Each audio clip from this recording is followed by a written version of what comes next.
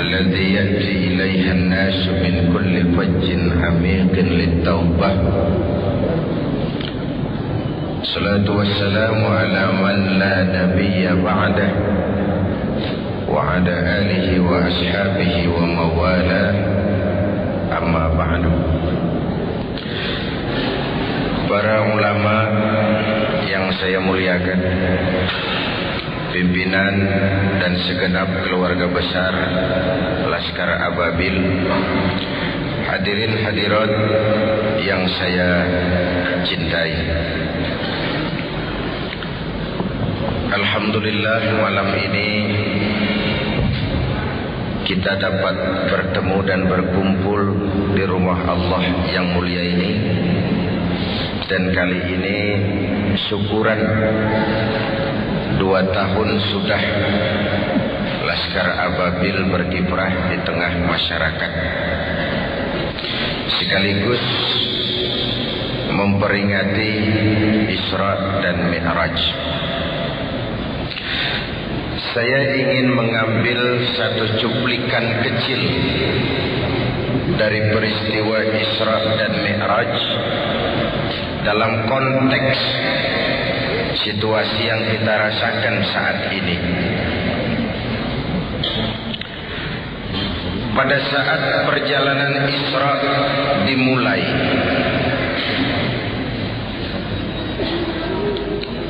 sudah datang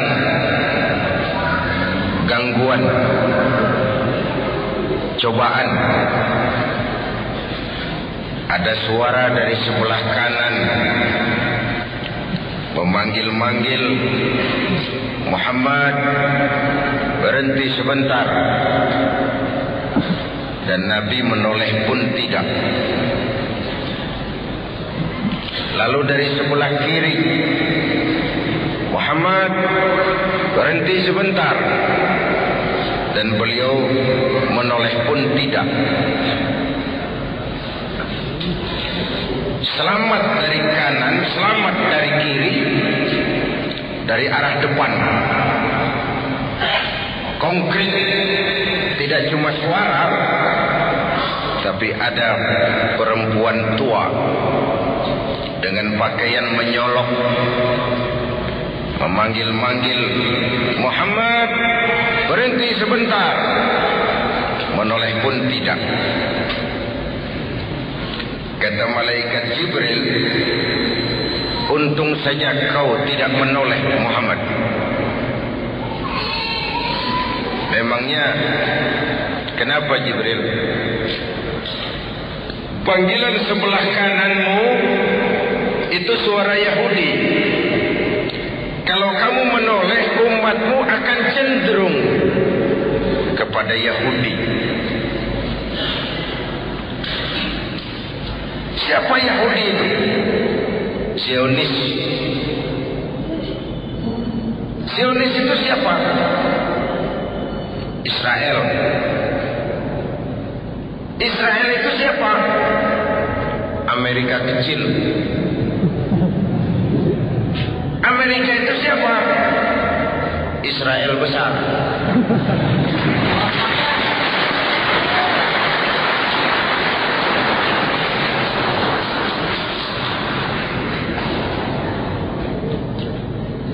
Tidak ada orang bisa masuk gedung putih, White House, jadi presiden di Amerika itu tanpa dukungan Yahudi. Yang namanya Robert McNamara, yang namanya George Soros, yang namanya Presiden World Bank, Yahudi.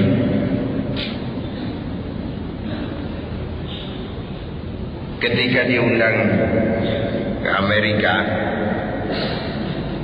saya sempat mampir di kantor pusat Yahudi di Washington.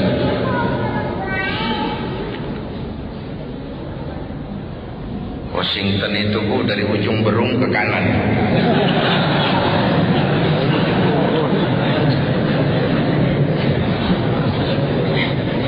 Saya cuma kepengen belajar kenapa sih Yahudi itu begitu dominan di Amerika.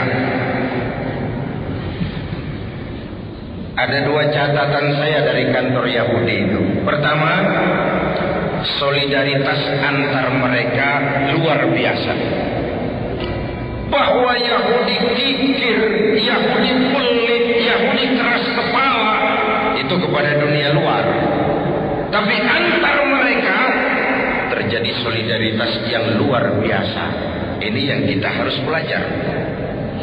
Yang kedua, dalam perjuangan, nah ini penting, Yahudi konseptual, tidak mementingkan orang, tapi mementingkan konsep. Yang jadi presiden boleh orang Demokrat, boleh orang Republik, mau namanya Bill Clinton, mau namanya George W. Bush, yang penting konsep kita yang dipakai. Ini strategi Yahudi. Kan lain dengan kita yang penting orang. Punya konsep atau tidak, naik saja dulu, nanti sampai di atas bengong.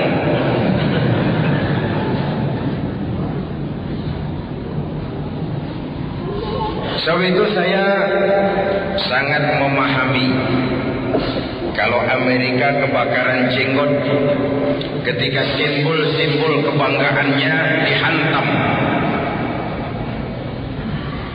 World Trade Center, simbol kapitalisme. Pentagon, simbol militerisme. Amerika sekarang sudah sendiri jadi polisi dunia setelah komunisme runtuh. Tetapi bagaimanapun berangnya Amerika terhadap teroris, jangan lalu bersikap seperti teroris juga. Kalau memang seperti yang dituduhkan itu kerjaan Osama, dan Osama ada di Afghanistan, Amerika kan punya CIA, Amerika kan punya FBI, Amerika kan punya teknologi canggih. Kalau ada rumah, ada tikus dalam rumah, tangkap saja tikusnya, jangan bakar rumahnya. Apa salah dan dosa rakyat Muslim sipil di Afghanistan? Cuma mencari seorang Usama, lalu satu Afghanistan dibom habis-habisan. Itu lebih teroris dari yang teroris.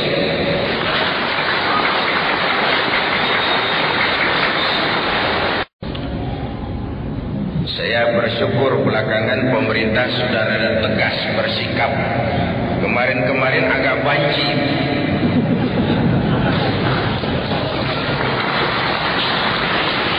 Maklum, itu pinternya Amerika, dikasih bantuan.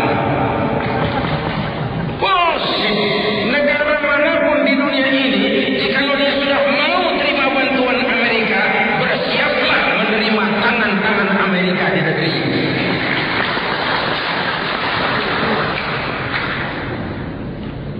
Hadirin yang saya hormati,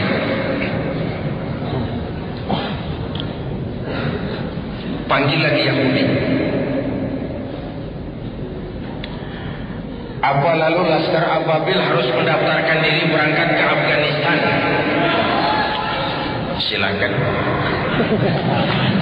Saya hargai kalau mau.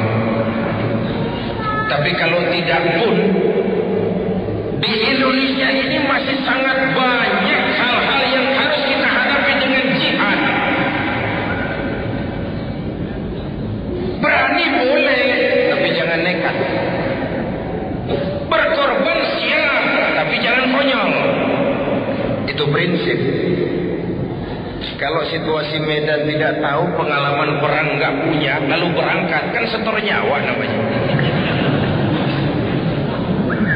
Berani boleh, jangan nekat. Berkorban siap, jangan konyol.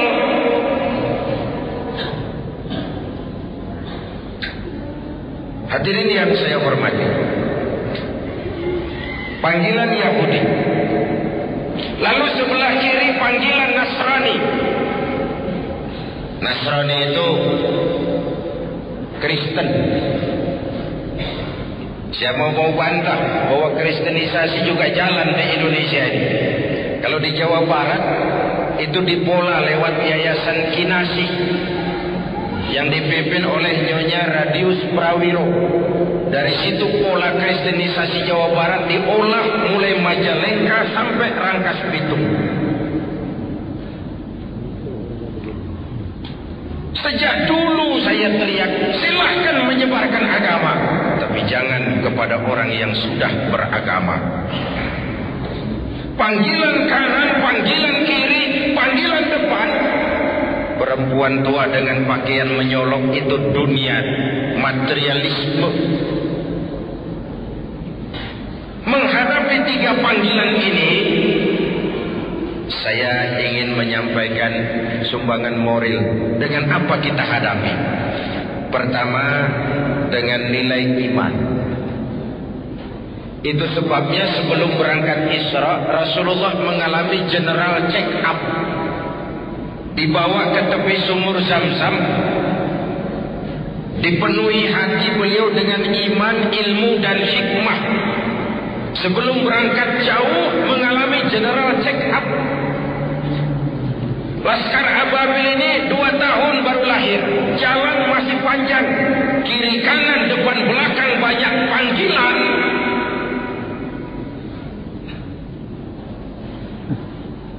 Jangan sampai rapuh di tengah jalan karena jalan masih panjang.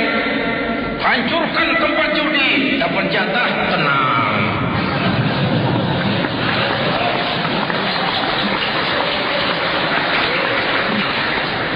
Saya tidak pengen Laskar Ababil jadi agen demo. Berangkat berdasarkan pesanan, lengkap dengan spanduknya.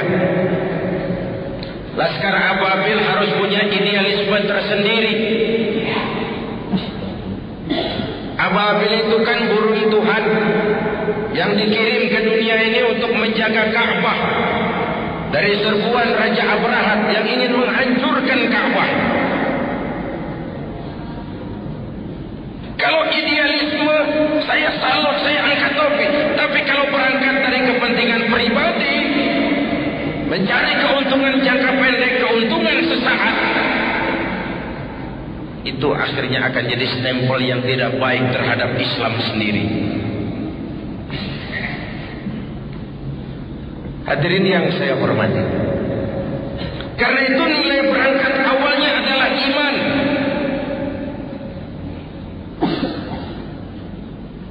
Selama ini SDM kita cuma pada pengisian otak,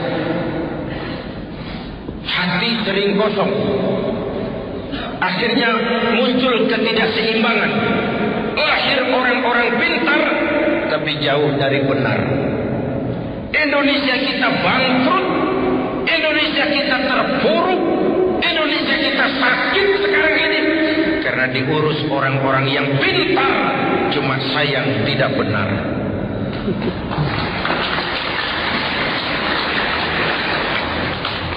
Jabatan dianggap fasilitas dan kekuasaan. Rampok. Siapapun yang memandang jabatan sebagai fasilitas dan kekuasaan, apalagi jabatan jalan pintas untuk menjadi kaya, itu calon-calon rampok. Jabatan kan cuma titipan, harta kan cuma titipan, ilmu itu kan cuma titipan. Maaf, saya minum dulu ya.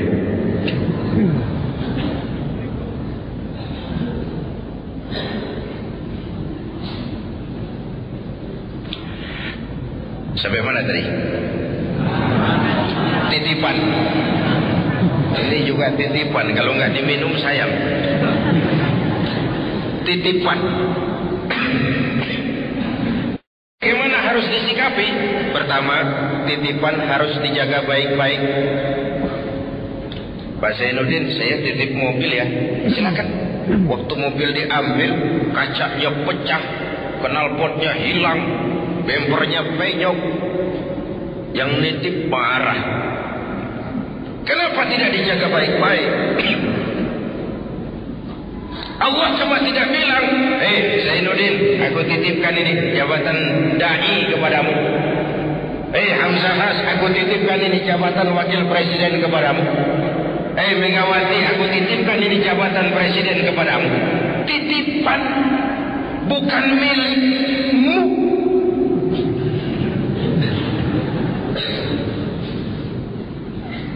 Jangankan jabatan, jangankan harta, ruh yang menyebabkan kita hidup ini sekadar hak guna pakai,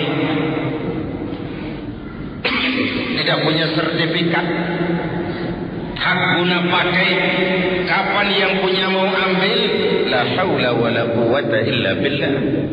Titipan tidak harus dijaga baik-baik. Makanya biarkan presiden jadi presiden, biarkan wakil presiden jadi wakil presiden. Maksudnya apa? Presiden itu tidak punya anak, yang punya anak Megawati.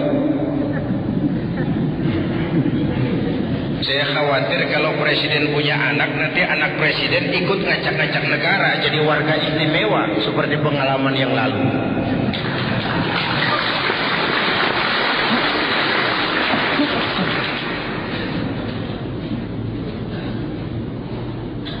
Yang kedua, titipan itu tidak boleh bikin orang sombong. Betul? Orang datang ke rumah saya, Pak Zainuddin, titip mobil ya. Mangga.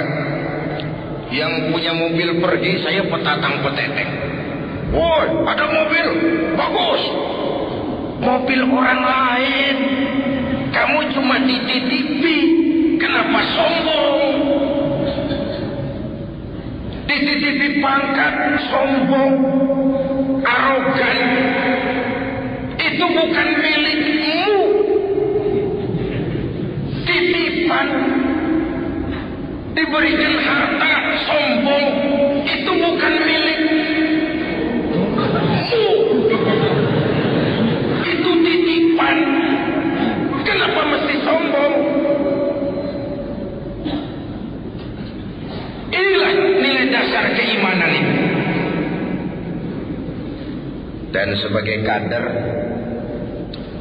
saya sering bilang kalau pengarahan kepada DPW, kader itu ada 3 macam. Ada kader penerus, ada kader tunggu terus, ada kader terus menerus. Ketiga hal ini mencerminkan kondisi. Ada kader penerus, nah ini kondisi sehat Pak. Demokrasi berjalan di tubuh organisasi. Orang-orang serakah nggak ada. Patah tumbuh, bahkan belum patah sudah berganti. Bukan nu eta kene. Sudah 7 periode jadi anggota DPR nggak mau turun-turun. Liar. Lain nu eta kene. Kader berjalan, organisasi menggelinding. Ini namanya kader penerus. Saya suka merenung. Kita ini 4 kali punya presiden. Semua berakhir dengan su'ul khotimah. Dari segi politik. Apa tidak bisa pemimpin-pemimpin kita itu menikmati hari tuanya dengan tenang, jauh dari hujatan, tetap dalam anggukan dan simpati rakyat? What's wrong? 4 kali punya presiden, semua berakhir su'ul khotimah. Yang 2 kelamaan, yang 2 sebentar benar. Bung Karno 20 tahun mimpin Indonesia. Pak Harto 32 tahun. Pak Habibie 2 tahun. Gus Dur kurang. What's wrong? Ternyata memang pemimpin yang baik bukan hanya tidak bermasalah di masanya, tapi tidak meninggalkan masalah sesudahnya. Jangan meninggalkan bom waktu. Ya, di zaman Pak Harto kita nggak banyak mengalami masalah. Sesudahnya macam-macam masalah. Ini kan bom waktu. Hadirin yang saya hormati, kenapa kita nggak belajar dari Lee Kuan Yew, bagaimana dia mempersiapkan Gok Tok Chong? Kenapa kita tidak belajar dari siapa di Afrika itu, Nelson Mandela? Bagaimana walaupun segala macam dia membatasi diri, dia siapkan generasi berikutnya supaya ada kader penerus. Ketika kadernya kader penerus, organisasi sehat, demokrasi jalan. Itu kader pertama, kader siapa di Afrika itu, Nelson Mandela. Bagaimana walaupun segala macam dia membatasi diri, dia siapkan generasi berikutnya supaya ada kader penerus. Ketika kadernya kader penerus, organisasi sehat, demokrasi jalan. Itu kader pertama, kader penerus namanya. Ada kader tunggu terus. Lah ini kondisinya nggak sehat. Pasti ada KKN yang dapat jatah yang dekat-dekat lingkungan. KKN. Akibatnya ada kader yang tunggu terus. Tapi lumayan masih ada harapan.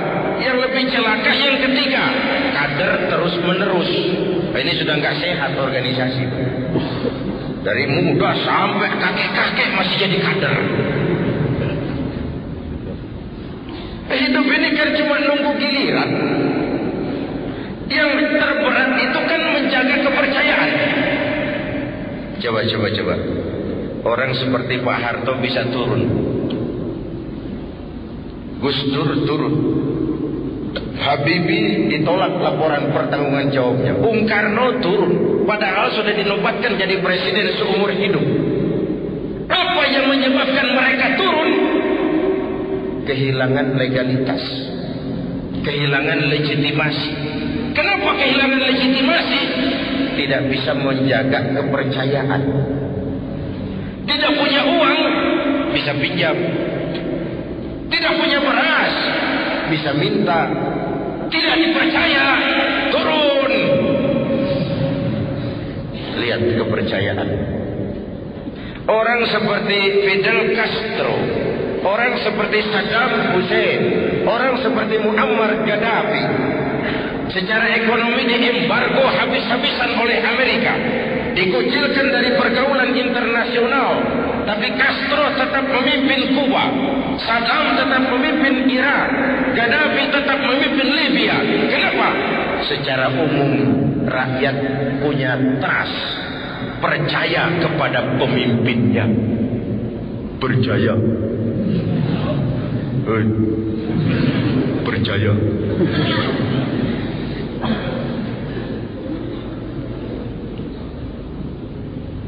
Karena itu menjaga kepercayaan itu penting. Sekali kita kehilangan kepercayaan, akan sulit tegak lagi. Benang basah itu sulit sekali untuk ditegakkan. Dan kader adalah iklan.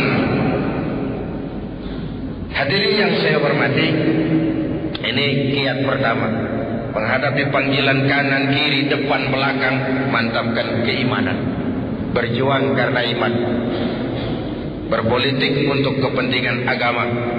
Bukan menggunakan agama demi kepentingan politik. Topeng.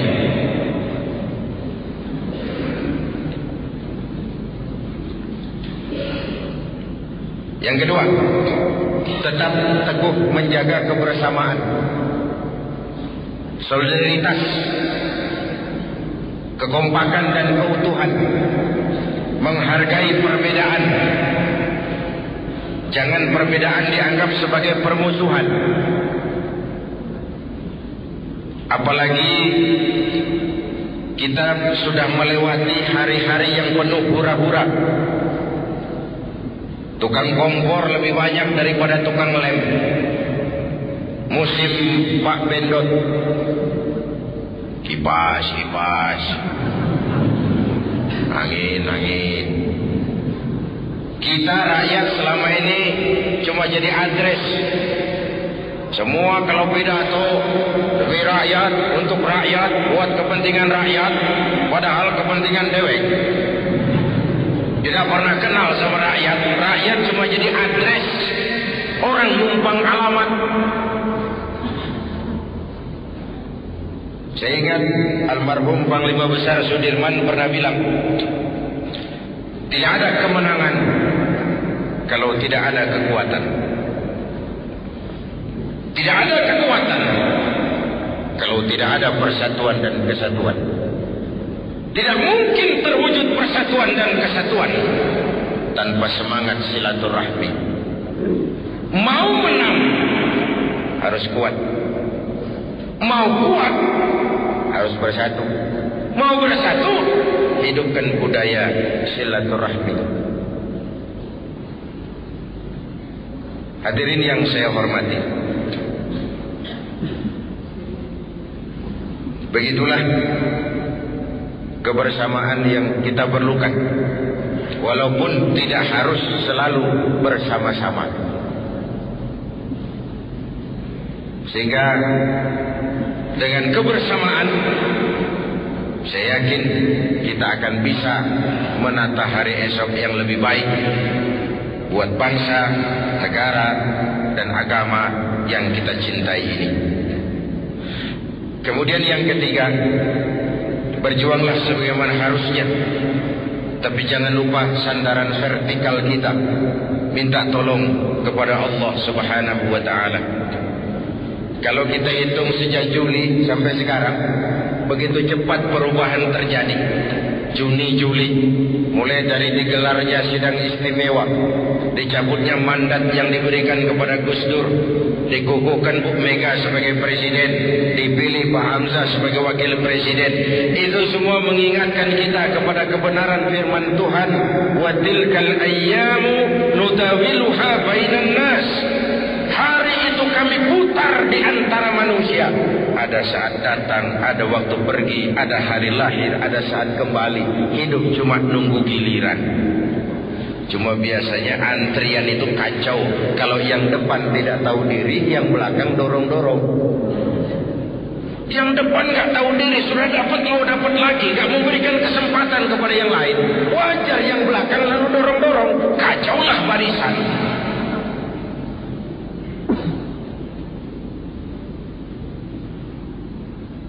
Hadirin yang saya hormati, membina kebersamaan itu, saya sering sampaikan, sudah dicontohkan masjid. Inilah pusat integrasi total kita. Dari mana dimulai? Dari hal yang paling mendasar. Pertama, siapapun masuk masjid, copot sandal, buka sepatu. Tidak ada warga negara kelas 1 di republik ini. Semua sama. Mau bicara demokrasi, mau bicara keadilan, mau bicara reformasi, rohnya di situ. Jangan ada warga negara kelas 1 di republik ini. Semua sama di hadapan hukum. Kenapa muncul street justice, pengadilan jalanan, maling motor tangkap, bakar? Itu refleksi dari ketidakpuasan rakyat terhadap sikap hukum selama ini. Di mana rakyat melihat kalau yang kecil salah, hukum cepat-cepat ditegakkan. Yang besar salah, orang diam pura-pura tidak mengerti. Itu yang melukai rasa. Wajar lalu muncul street justice, pengadilan-pengadilan jalanan. Mari kita mulai lagi dari masjid. Jangan ada warga negara kelas 1 di republik ini. Jabatan bukan lagi kekuasaan dan fasilitas, tapi pengabdian, kerja bakti. Negara sedang sakit. Malah orang Belanda bilang, Lauden is Leiden. Memimpin adalah jalan untuk menderita. Pemimpin adalah orang yang kesepian. Di dunia diikat dengan berbagai macam aturan, di akhirat akan dibuka perkaranya yang besar-besar.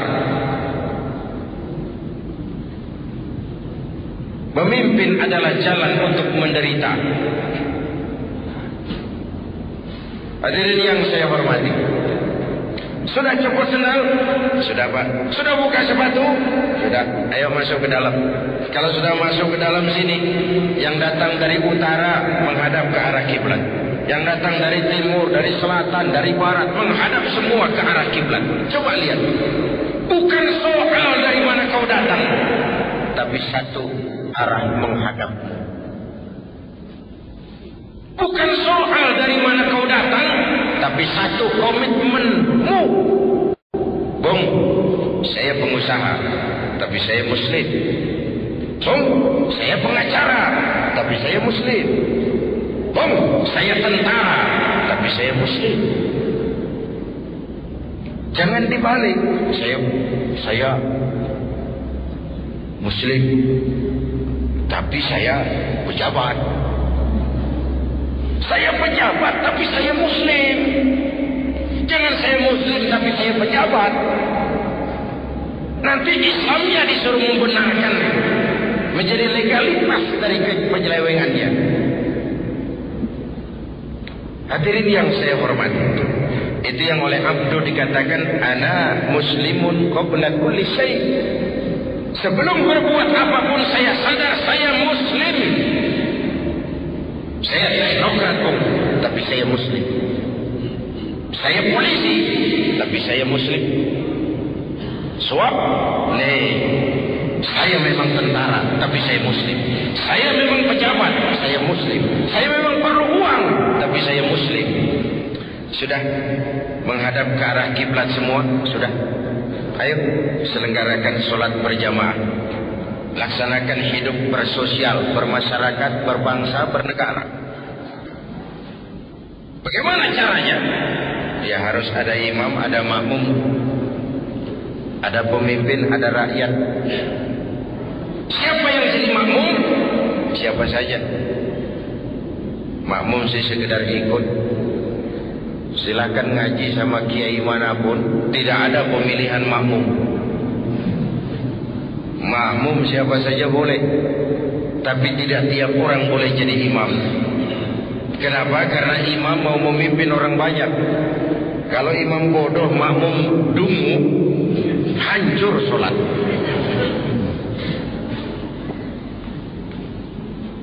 Begitulah mekanisme kehidupan bermasyarakat, berbangsa, bernegara. Jadi pesan ketiga, berjuanglah sebagaimana harusnya, tapi jangan lupa sandaran vertikal. Minta tolong kepada Allah. Berusaha, bekerja, jangan menunggu keajaiban. Karena memang nama ababil adalah keajaiban. Bagaimana burung dengan melontarkan batu menghancurkan Abrahat dengan pasukan gajahnya yang luar biasa ini.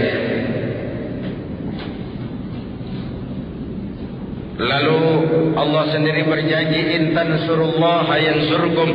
Jikalau kamu menolong agama ini, Allah akan menolong kamu. Wa yusabbit lakum wa yusabbit aqdamakum. Allah akan kokohkan pendirian kamu. Bersikap istiqamah. Jadi pertama, jadikan iman sebagai landasan perjuangan. Yang kedua, tetap teguh menjaga kebersamaan. Dan yang ketiga, perkuat sandaran vertikal kepada Allah Subhanahu wa ta'ala. Kalau hidup sudah mulai kita gantungkan kepada manusia, bersiaplah untuk kecewa. Bersiaplah untuk kecewa. Ibu bapak hadirin yang saya hormati, oleh karena itu keberadaan Laskar Ababil ini yang pada satu sisi merupakan kader kita, tapi pada sisi lain juga merupakan aset kita bersama. Keberadaannya karena mereka adalah anak-anak kita, harus terus kita dampingi. Kemudian setelah keimanan, kebersamaan dan sandaran vertikal kepada Allah, maka sikap tentunya adalah tugas utama amar ma'ruf nahi munkar. Bandung adalah ibu kota provinsi. Sebagaimana lazimnya ibu kota, maka tentu penuh dengan dinamika kehidupan. Yang ma'ruf ada, yang munkar juga banyak.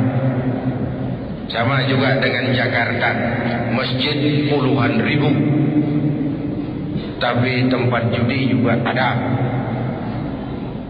Keramat Tunggak ditutup, tapi lalu keleran di jalan-jalan.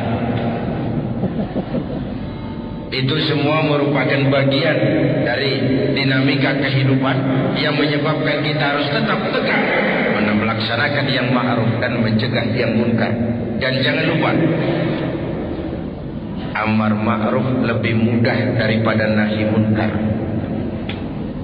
Mencegah kemunkaran, apalagi kalau kemunkaran itu dilakukan oleh orang yang punya kekuasaan, maka kita akan menghadapi berbagai macam resiko. Tapi sekali kaki melangkah ke depan, jangan surut mundur ke belakang. Luruskan niat.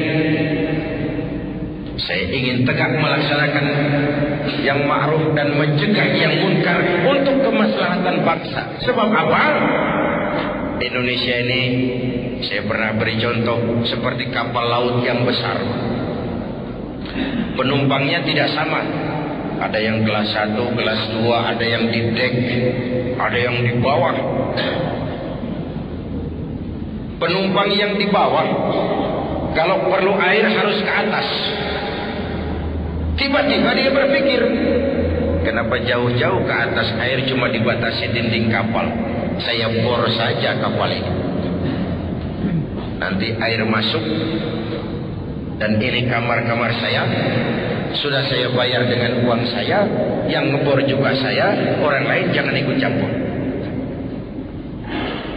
Kalau dibiarkan dinding kapal dibor, bocor kapal, air mulai masuk.